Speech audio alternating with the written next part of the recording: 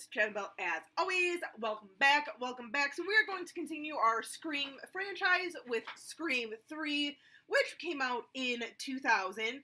Obviously, we have our returning cast of characters in Neve Campbell, Courtney Cox, and David Arquette, and Liev Schreiber. And for a moment, we have Jamie Kennedy in this one, just for a small little snippet, kind of like cameo and everything, since he was killed off in the previous sequel.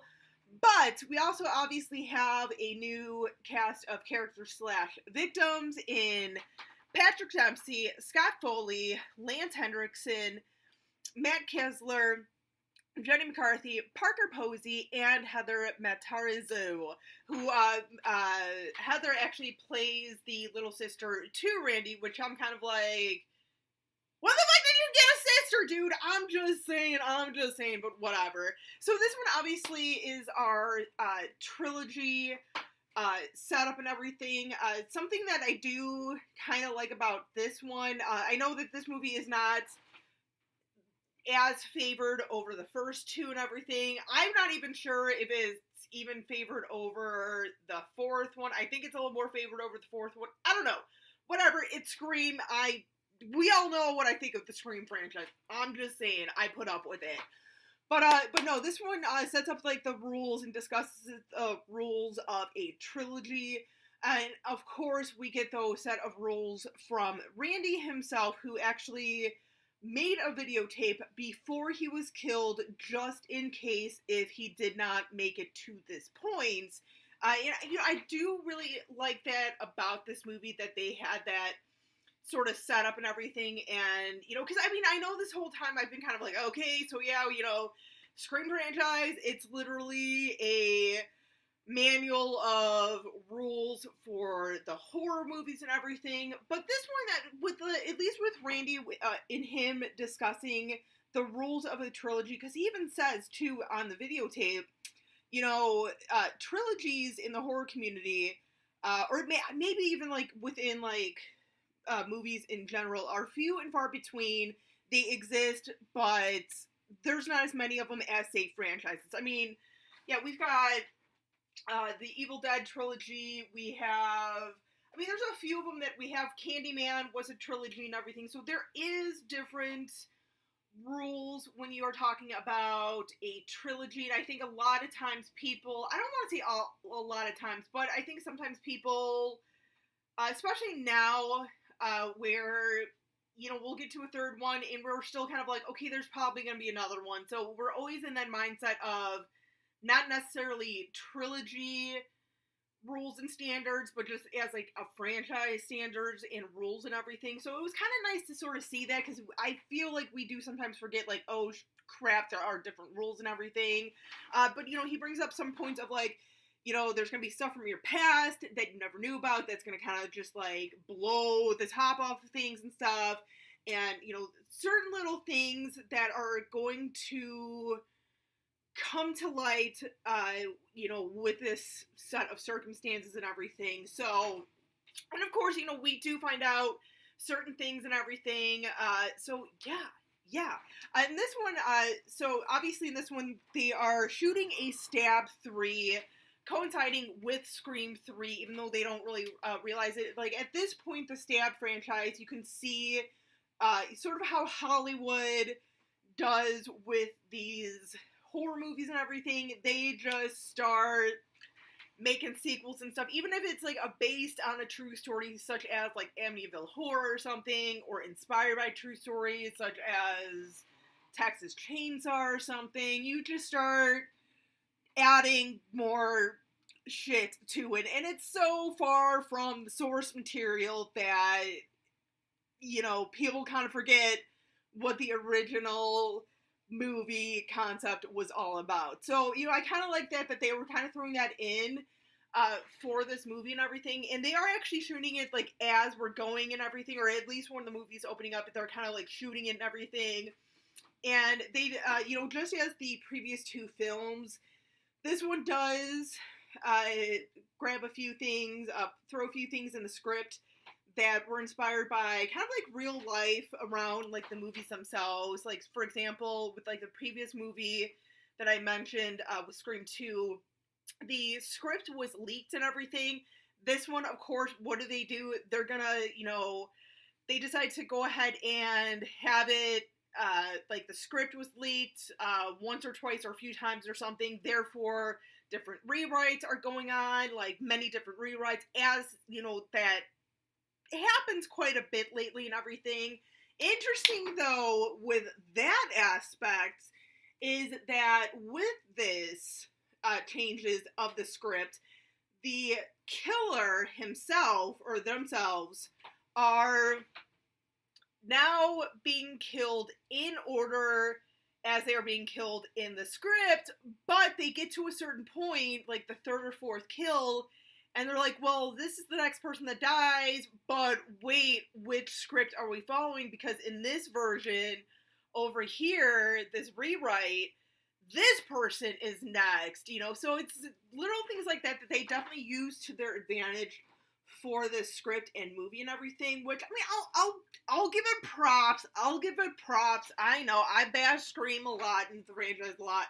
I give it some things, okay? I do. I really do. So, and something too that I kind of found interesting, and it's, especially going back with this franchise and everything, like certain things that you kind of, kind of look at now, such as the black actor who they're like, kind of sitting around after one of the murders, and they're like, ah, man, dude, how are we gonna find jobs, blah blah blah, and the black actor, I'm sorry, I cannot think of his name right now, I'm so sorry, I don't want to keep referring to him as like the black actor, but he's, like someone has said, they're all kind of bickering about, oh, how am I gonna get another role, blah blah blah blah, and he's kind of like, oh really, like it's gonna be easy for all of you guys to get roles, unlike me, it's like, I have to kind of like take whatever I can, and like, what, like, we don't get it, like, you're a good actor, and he's like, well, I'm a black guy, like, we're not always like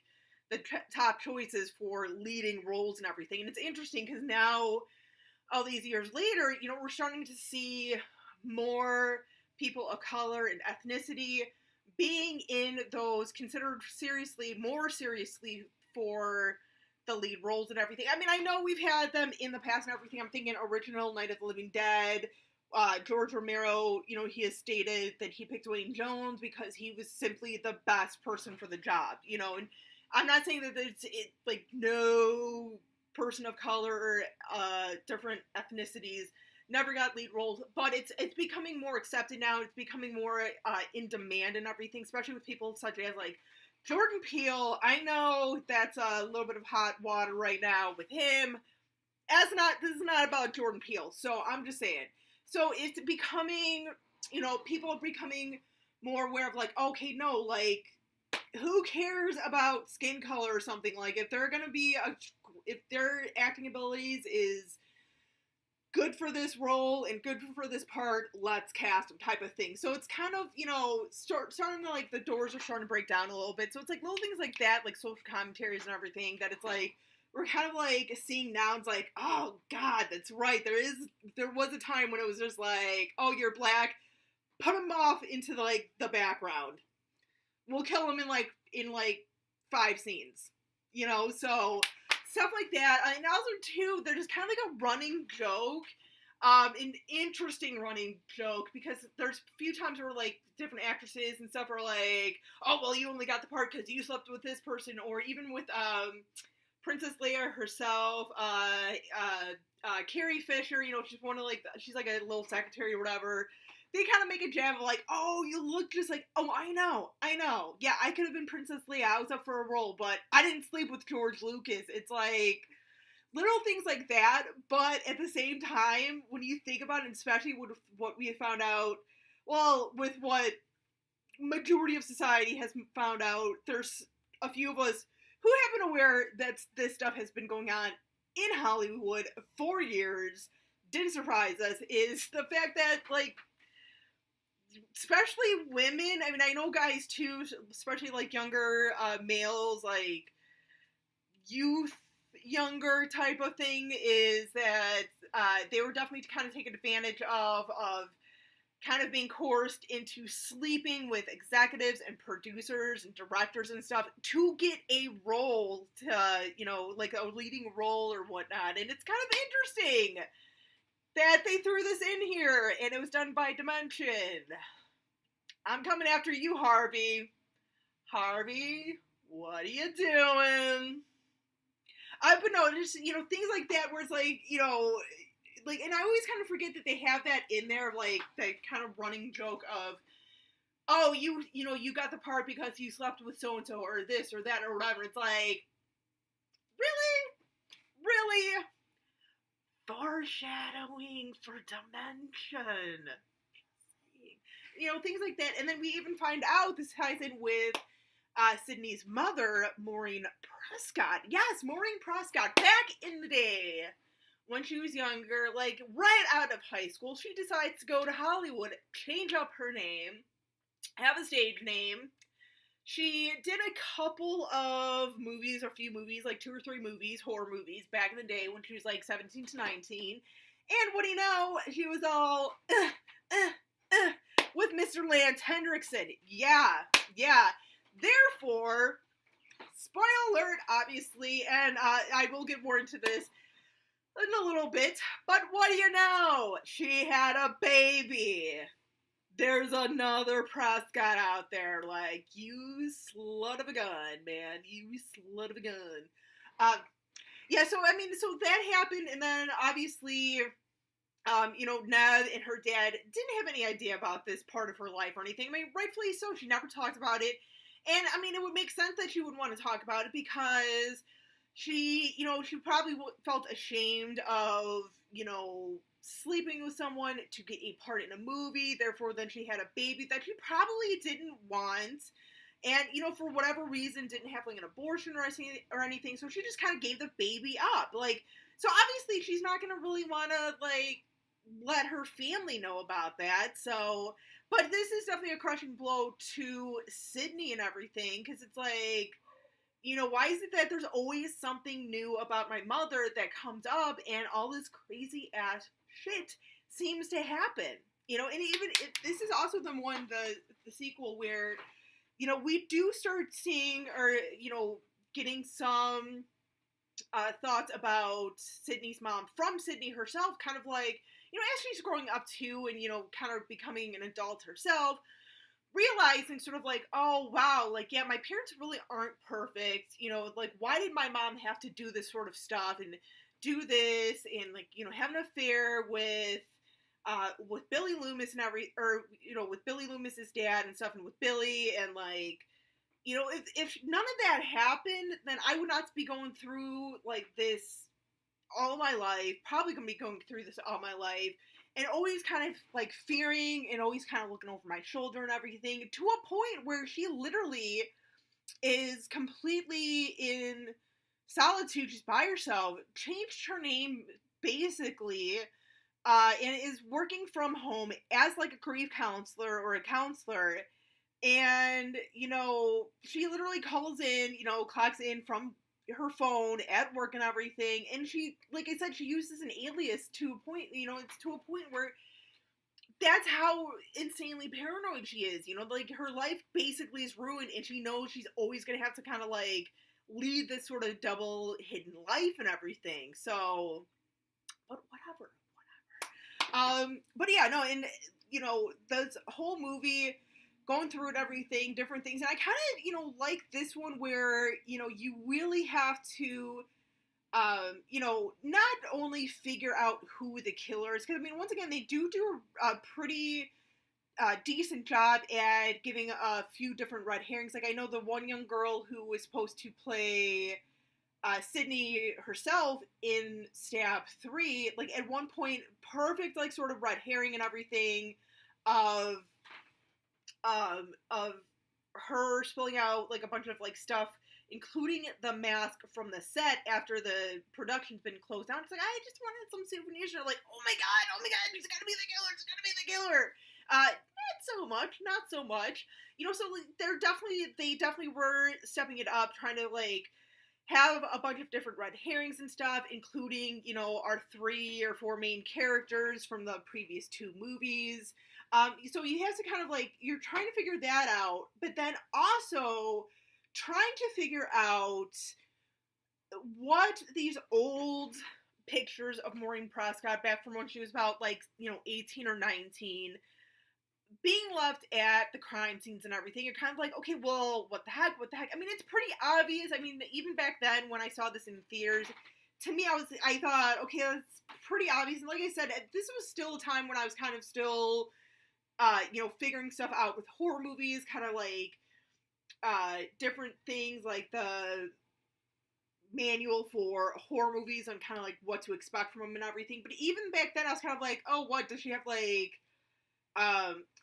jealous ex-boyfriend? But it seems like maybe there's like a kid or something. I don't know, like, but it kind of seemed pretty obvious that there was more than likely some sort of kid that they didn't know about, that nobody knew about. Because once again, even with like Neve Campbell admitting, like, oh, I didn't, there's like these 2 years of my mom's life that like she literally vanished, but she didn't because I've got these pictures and everything. So, but yeah, it comes to find out that she literally, Maureen literally was almost like gang raped, essentially, according to Scott Foley's sort of version of the story at the end. That she came over for like a little like house party or after party or something, and she basically was like raped by like these three guys or whatever, like two or three guys or whatever it was, and therefore got pregnant and everything. So she had me and everything, and years later, which would have been a few years before with like Scream 1-ish or so, or like right around that time, of when Maureen was killed and everything, that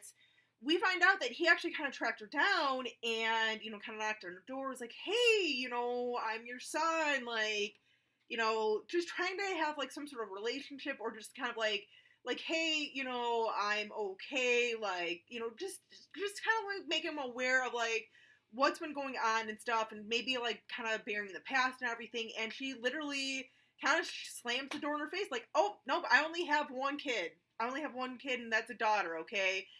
He did not take this very well, rightfully so. I mean, I'd be pissed. I would be pissed.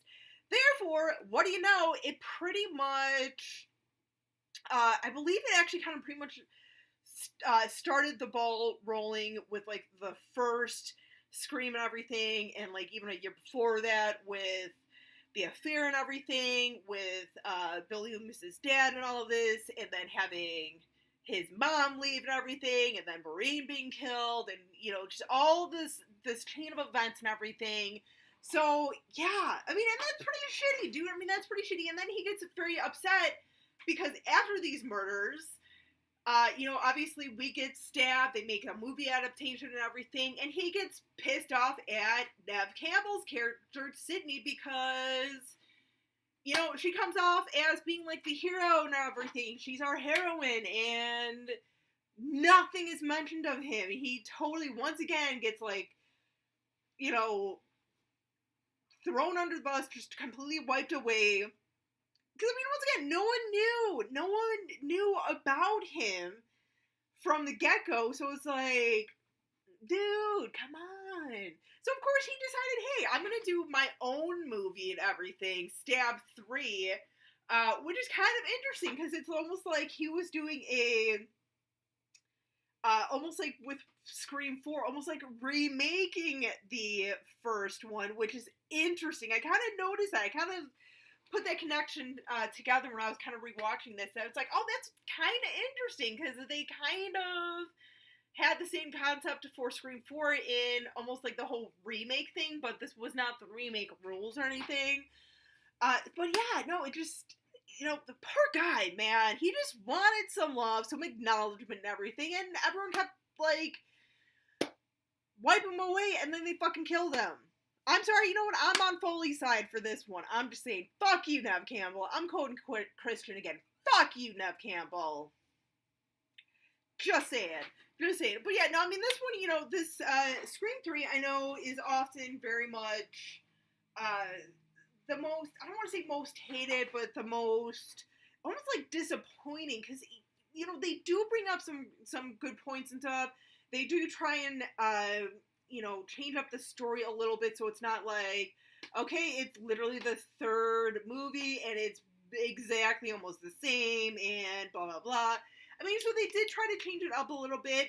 To an extent, I think they succeeded, but at the same time, it's Scream 3, and some of the stuff they didn't really execute all that well. But I mean, for what we had at the time as our little trilogy of Scream, it really isn't that bad. It really isn't. And that's coming from me, someone who is not the biggest Scream fan, so, but whatever. So, but let me know in the comment, you guys, what you guys think of Scream 3 and everything. What do you think were some of the hit and misses of this film and whatnot? Let me know, because I love hearing from you. Till next time, as always, stay creepy, classy, and a little bit sassy.